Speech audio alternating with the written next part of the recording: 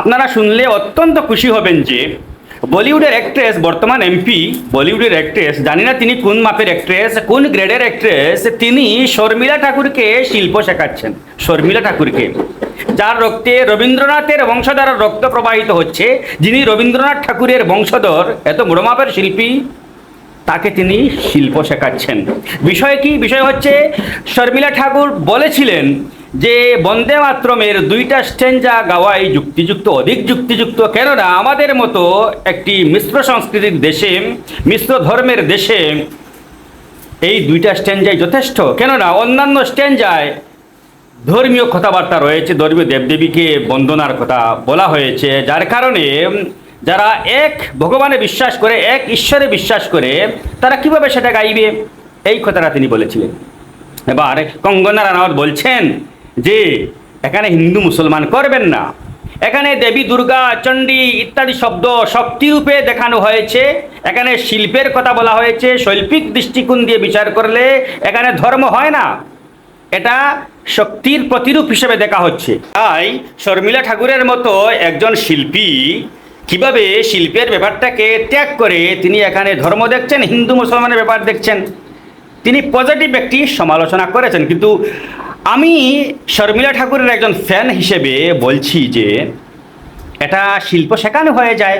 শর্মিলা ঠাকুরের সিনেমার গ্রাফ, সফলতার গ্রাফ, এবং সত্যজিৎ রায়ের আর্ট মুভি, আর্ট ফিল্ম এবং বাণিজ্যিক মুভি, প্যারালাল যে ছবি রয়েছে, তার অভিনয় ইত্যাদি আপনারা দেখুন, এবং কঙ্গনা রানাওয়াতের দেখুন। কঙ্গনা রানাওয়াতের হয়তো পুরস্কার বেশি হতে পারে, পুরস্কার দিয়ে কোনো শিল্পীকে মাপা যায় না। সবচেয়ে বড় কথা হলো কঙ্গনা রানাওয়াত বলছেন যে আপনি হিন্দু মুসলিম করবেন না, মানে এই বন্দে মাতরম গানের মধ্যে আপনি হিন্দু মুসলিম খুঁজতে যাবেন না। কঙ্গনা রানাওয়াত বলছেন, ভাবা যায়, দুনিয়ার মানুষ জানে যে কারা হিন্দু মুসলমান করছে। তিনি এবার শিল্পের পাঠ দিচ্ছেন এবং সম্প্রীতির পাঠ দিচ্ছেন শর্মিলা ঠাকুরকে।